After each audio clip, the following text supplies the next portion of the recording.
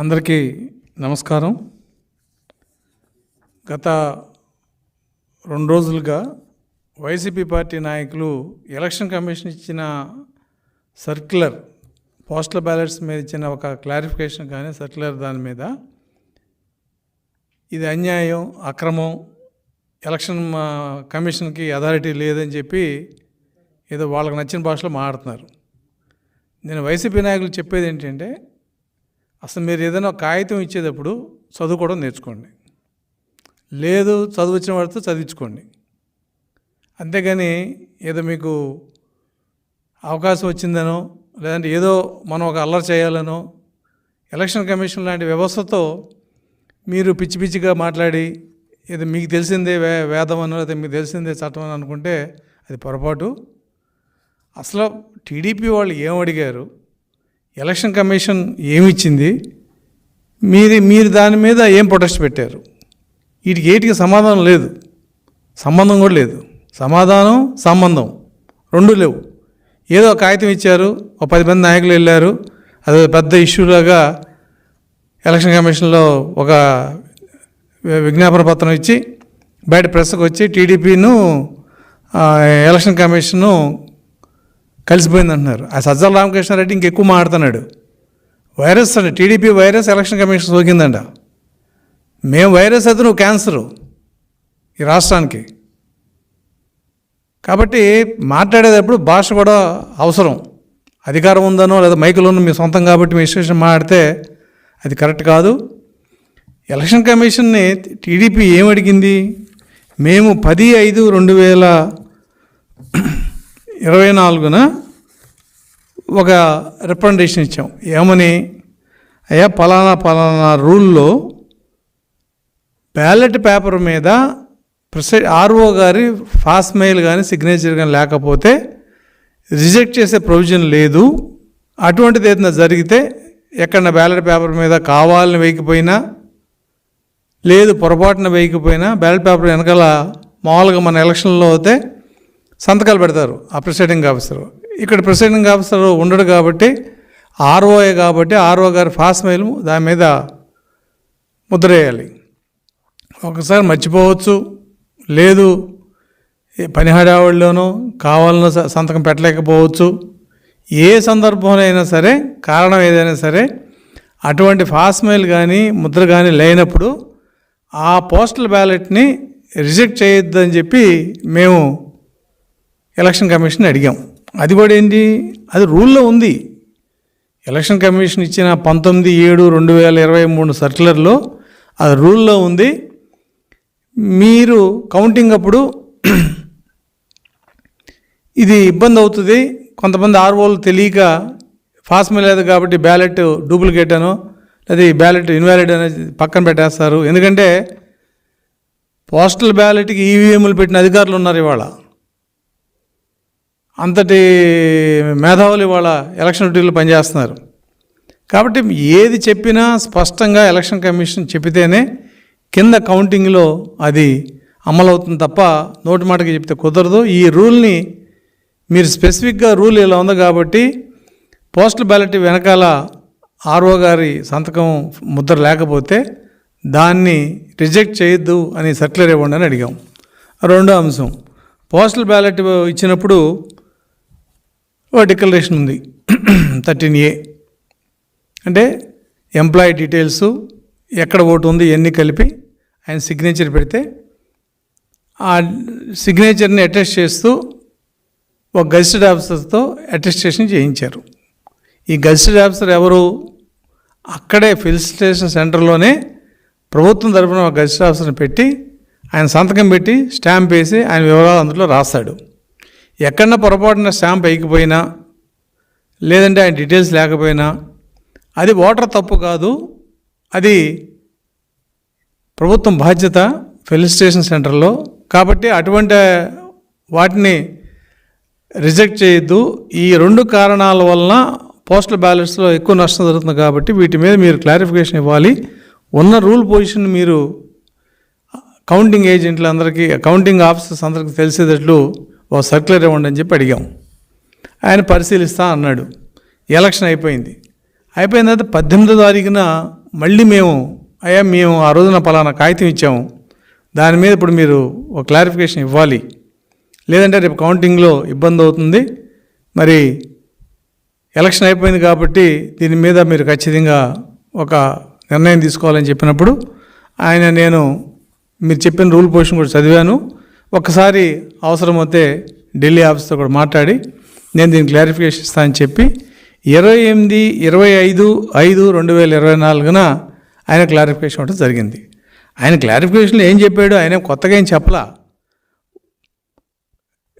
Government of India అంటే central election commission ఇచ్చిన సర్క్యులర్లో పారా 3లో పార్ట్ 10లో ఉన్న అంశం ఏంటి, a postal ballot cannot be rejected merely on the ground that attesting officer has not put his seal on the declaration of in form 13A if the attesting officer has given all relevant details with regard to the name designation on that form అని రూల్లో ఉంది. అది అంటే ఏంటి, ఈ pressure of వర్క్లో ఇవాళ 5,04,97,000 postal ballots వచ్చినాయి service oats కాకుండా.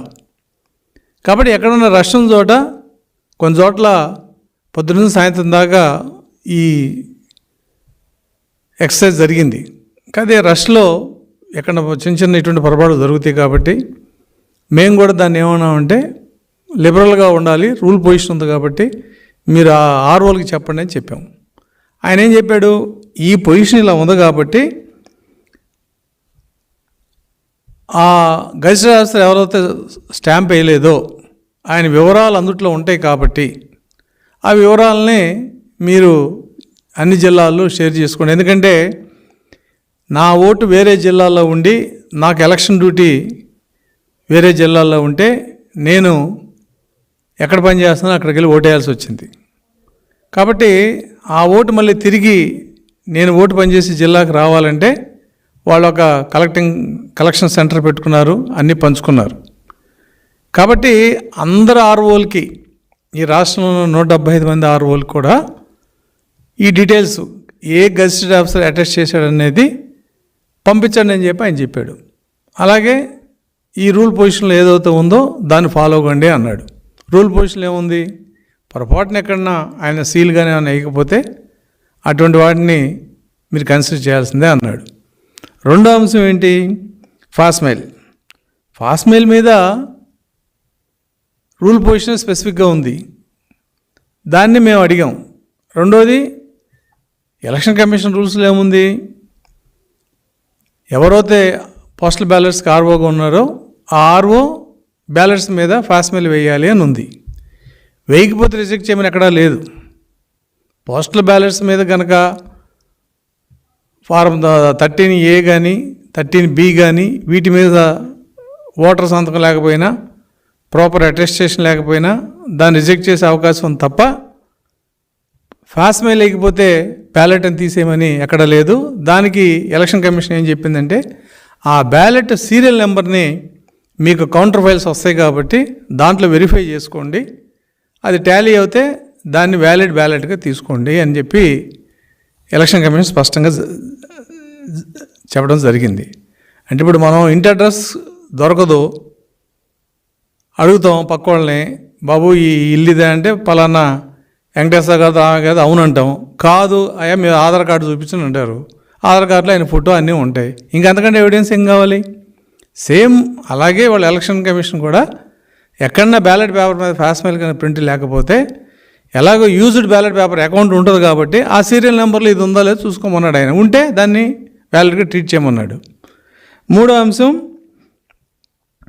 ఈ కవర్ అయితే ఏదైతే ఉందో పోస్టల్ బ్యాలెట్స్ కవర్, ఆ కవర్లో ఈ సెండర్ అంటే ఎవరైతే ఓటర్ ఉన్నాడో ఆ ఓటర్ కనుక కవర్ పైన సంతకం పెట్టపోయిన పక్షంలో ఆయన డీటెయిల్స్ అన్నీ లోపల ఉంటాయి కాబట్టి అది వెరిఫై చేసుకుని మీరు దాన్ని కన్సిడర్ చేయండి అన్నాడు. అది కూడా ఆయన సొంతంగా ఇవ్వాల, సెంట్రల్ ఎలక్షన్ కమిషన్ 19/7/2023 ఇచ్చిన సర్క్యులర్లోనే అది కూడా ఉంది. కాబట్టి దీని మొత్తం రిజల్ట్ ఏంటి అంటే డిక్లరేషన్ మీద గెజిటెడ్ ఆఫీసర్ స్టాంపు లేకపోయినా ఈ కవర్ పైన సంతకం లేకపోయినా, ఓటర్ సంతకం లేకపోయినా,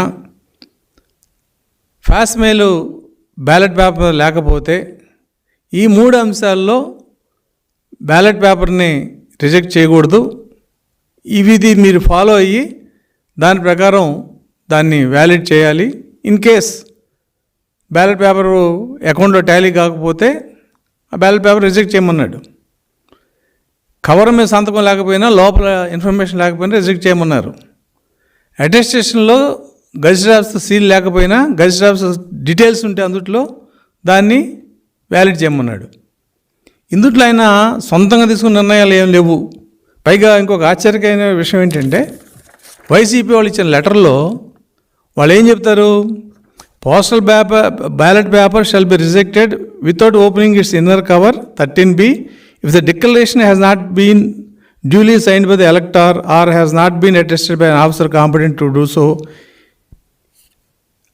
or otherwise substantially defective అన్నాడు. ఇది ఏమన్నా చదువుకుంటే మేము అడిగింది ఏంటి, నువ్వు కంప్లైంట్ చేసేది ఏంటి? అసలు దీని మీద మేము అడగలేదు. మేము అడిగింది 2 పాయింట్స్. డిక్లరేషన్ 13A మీద గెజిటెడ్ ఆఫీసర్ స్టాంప్ లేకపోతే, నేను వైసీపీ వాళ్ళకి మరొకసారి చెప్తున్నా, బస్ వాళ్ళు మా కాగితం చదవలేదేమో. మేము స్పష్టంగా అడిగింది ఏంటంటే, if no fast mail is affixed and postal ballot, దాన్ని కన్సిడర్ చేయమన్నాం. If the officer did not put their designation stamp after signing the declaration form, ఇవి మేము అడిగినాయి. నువ్వేం చెప్తున్నావు, ఆ కవర్లో 13Bలో ఆయన సంతకం లేకపోయినా, ఎలక్టర్ సంతకం లేకపోయినా రిజిస్టర్ చేయమనుంది కాబట్టి నువ్వు ఇచ్చిన సర్క్యులరు తప్పు అంటాడు. పైగా దీని మీద ఇవాళ సోషల్ మీడియాలో ట్రోలింగ్, కోర్టుకి వెళ్తాం. వెళ్ళండి కోర్టుకి. కోర్టు అంటే మీ గౌరవం ఎక్కడ ఏడ్చింది? 400 కేసులు ఉన్నాయి, కంటెంప్ట్ కేసులు మీ మీద. అవి క్లియర్ చేసుకోండి ఫస్ట్. అంటే వాళ్ళ పోస్టల్ బ్యాలెట్స్లో మీకు స్పష్టంగా ఎంప్లాయీస్ అందరూ మీకు అగెనిస్ట్గా వేసారు కాబట్టి 4,97,000లో 1% 2% ఇన్వాలిడ్ ఓట్లు ఉంటే, మిగతా ఓట్లో 90% వైసీపీకి అగెనిస్ట్గా పడ్డాయి కాబట్టి సాధ్యమైనంత వరకు పోస్టల్ బ్యాలెట్స్ని తగ్గించే విధి విధానాల్లో ఇది ఒక అంశంగా తీసుకుని దీన్ని అలవాటు చేస్తున్నారు తప్ప, తలలో మెదడు ఉన్నాడు ఎవడు ఈ కాగితం ఇవ్వడు. తెలుగుదేశం ఏమడిగింది, నువ్వు దేని గురించి మాట్లాడుతున్నావు? దీని మీద ఎలక్షన్ కమిషన్ మీద నువ్వేదో పెద్ద ఎలక్షన్ కమిషన్కి వైరస్ పట్టిందంటే టీడీపీకి, ఆంధ్రప్రదేశ్కి నువ్వు క్యాన్సర్ అయితే మేము ఎలక్షన్ కమిషన్కి virus can be removed, but క్యాన్సర్ని క్యూర్ చేయటం లేదు. అందుకే రేపు 4వ తారీఖు క్యాన్సర్ క్యూర్ చేసే వ్యాక్సిన్ రాబోతుంది. అది మీకు ముందుగా తెలిసింది కాబట్టి ఈ అల్లరి, ఈ గొడవ. ఎవడన్నా మీ లాయర్లను అడగండి, మేము ఇచ్చిన కాగితం ఏంటి? ఒకవేళ మేము ఇచ్చిన రిప్రజెంటేషన్ మీ దగ్గర లేకపోతే మీరు సంతకం పెట్టిన 6 ఎవరు, లేళ్ల అప్పిరెడ్డి, మేరుగు నాగార్జున, పేర్ని వెంకటరామ నాని, కిషోర్ బాబు ఐఆర్ఎస్ ఆఫీసరు, ఆయన చదవచ్చు కదా, మద్దాల్ గిరిధర్, నారాయణమూర్తి గారు, మీ 6 మేము కాపీ పంపిస్తాం, చదువుకోండి. మేము అడిగింది ఏంటి, ఎలక్షన్ కమిషన్ ఇచ్చింది ఏంటి, మీరు పెట్టిన కాగితం ఏంటి? ఇదేదో మీరు అల్లరి చేయటానికి, మీ బలహీనతను బయటపెట్టుకోవడానికి ఇచ్చిన అల్లరి తప్ప దీంట్లో సబ్జెక్ట్ లేదు. మీరు కోర్టు కాదు, సుప్రీంకోర్టు కూడా వెళ్తారు. మీకు ఇష్టం అయితే సుప్రీంకోర్టు కూడా వెళ్తారు. అక్కడ కూడా ముట్టికాయలు తిన్నా మీకు సిగ్గు లేదు. సిగ్గు లేని ప్రభుత్వం ఇది. బాధ్యత, సిగ్గు, నిజాయితీ, ఈ పదాలన్నీ ప్రభుత్వానికి దూరం. ఇది ఆఖరి వీక్ మీకు. This is last week off the YCP government. కాబట్టి దీన్ని భరించలేక ఏదో రకంగా తెలుగుదేశాన్ని అల్లరి చేయాలని చెప్పి ఈ రకమైన వ్యాఖ్యలు చేయటం, ఈ రకమైన రిప్రజెంటేషన్ ఇవ్వటం. మేము 750 కాగితాలు ఇచ్చాం ఎలక్షన్ కమిషన్కి, మీకు తెలియదేమో. ఇస్తే మాకు 2 క్లారిఫికేషన్లు తిరుగు టపాలో ఇచ్చాడు. ఒకటి, ఎలక్షన్ ఏజెంట్ల మీద మీరు ఆర్ఓలకు చెప్పి ఎలక్షన్ ఏజెంట్లని లిస్ట్ ముందు తెప్పించుకుని పోలీస్ వెరిఫికేషన్ కావాలని చెప్పి రాజానగరం ఆర్ఓ ఇచ్చాడు. అది రూల్ ఎక్కడా లేదు. కానీ వైసీపీ నాయకత్వం అంతా కూడా దాని మీద ఇన్సిస్ట్ చేస్తుంది ప్రతి ఆర్ఓని. రూల్ ఏముంది, 3 రోజుల ముందే కౌంటింగ్ ఏజెంట్లకి లిస్ట్ 3 రోజుల ముందు మాత్రమే ఇవ్వాలి, అది కూడా ఆర్ఓకి. పోలింగ్ ఏజెంట్లకు పోతే పోలింగ్ రోజునే ఆ చీఫ్ ఏజెంట్ పోలింగ్ క్యాండిడేట్ సంతకం పెట్టి ఆ ఫోటో ఉన్న కాగితం తీసుకెళ్ళి ఆయనకి ఇస్తే ఆయన యాక్సెప్ట్ చేయాలి ప్రిసైడింగ్ ఆఫీసర్. అది సర్క్యులర్ ఇచ్చిన తర్వాత ప్రతి వాడికి ఇబ్బంది అయింది. ఎందుకని? వాళ్ళ కంట్రోల్ పోయింది. లేకపోతే పోలీస్ స్టేషన్కి తీసుకెళ్ళి టీడీపీ కార్యకర్తలని వాళ్ళు ఇష్టం వచ్చిన హెరాస్ చేసిన సందర్భాలు ఎన్నో ఉన్నాయి. మొన్న అనంతపూర్లో దివాకర్ రెడ్డి గారి దాంట్లో 800 మంది మీద కేసు పెట్టి అండ్ అదర్స్ అన్నారు. అంటే నువ్వు ఎవడన్నా ఒక ఏజెంట్ పేరు చెప్తే ఆ అదర్స్ వాడిని పేరు పెడతాం, వాడిని డిస్క్వాలిఫై చేయాలనే ఆలోచనతో ఒక దుర్మార్గమైన ఆలోచన చేశారు. దాన్ని ఎలక్షన్ కమిషన్ కూడా అడ్డుకట్ట వేసింది. సో ఈ ఇబ్బందులు వాళ్ళకు ఉన్నాయి కాబట్టి, వాళ్ళ ప్లానింగ్ దెబ్బతింది కాబట్టి ఉక్రోషంతో ఇవాళ ఎలక్షన్ కమిషన్ మీద అపవాదం వేయడం జరుగుతుంది. ఆ లెక్క వస్తే ఎలక్షన్ కమిషన్ మీద మేము వేయాలి అపవాదం ఏదైనా ఉంటే. మేము 750 రిప్రజెంటేషన్ ఇచ్చాం. మాకు ఇచ్చింది 2 క్లారిఫికేషన్లు. ఎంతోమంది ట్రాన్స్ఫర్ చేయమని అడిగాం, including this bloody chief secretary. ఇవ్వలేదు కదా. కాబట్టి వైరస్ పట్టింది. నేను చెప్తున్నాను, ఎస్ తెలుగుదేశం వైరస్సే, నువ్వు క్యాన్సర్ రాష్ట్రానికి. మిస్టర్ సజ్జల రామకృష్ణారెడ్డి మళ్ళీ చెప్తున్నా, your party is like cancer to Andhra Pradesh which is going to be cured on 4th June. కాబట్టి మీరు ఎప్పుడైనా కాగితాలు ఇచ్చేటప్పుడు లేదా తెలుగుదేశం పార్టీలో వ్యవస్థ ఎలా ఉంటుందో మీకు తెలియదు. మీరు 6 పెట్టారు సంతకం, తప్పని అన్నాం, మేము ఒకడమే పెడతాం. కానీ ఇటువంటి కాగితాలు బయటకు వెళ్ళాలంటే దీనికి ఎంత ఎక్సర్సైజ్ జరుగుద్ది. రూల్ పొజిషన్ చూసుకుంటాం, డిస్కస్ చేస్తాం లీగల్ టీంతో, అప్పుడు కాగితం ఇస్తాం. అంతేకాని మీలాగా ఏదో కాగితం ఇచ్చి అలరా చేసే పద్ధతి తెలుగుదేశం పార్టీలో ఉండదు. ఇక నుంచి అయినా సరే మీరు ఈ పార్టీ మీద ఏదన్నా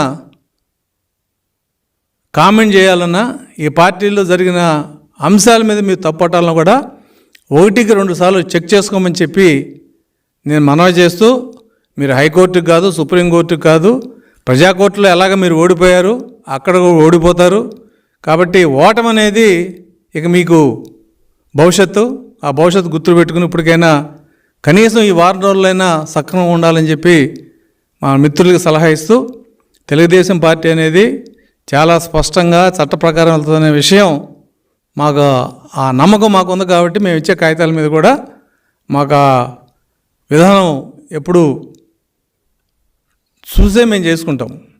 అంటే మేము మీ ఉడత ఊపులకి ఏం భయపడే పరిస్థితి లేదు. మీరు చేయగలిగింది చేతనైంది చేసుకోమని చెప్పి వాళ్ళకి చెబుతూ, దయచేసి తెలుగుదేశం మీద మటుకి మీ నోటికి వచ్చినట్టు మాట్లాడితే మరి నష్టం మీకే తప్ప మాకు లేదనే విషయాన్ని నేను పార్టీ తరఫున తెలియజేస్తూ, ఇటువంటి పిచ్చి రాతలు, పిచ్చి వ్యాఖ్యలు భవిష్యత్తులో మానేయాలని చెప్పి కోరుకుంటున్నాను.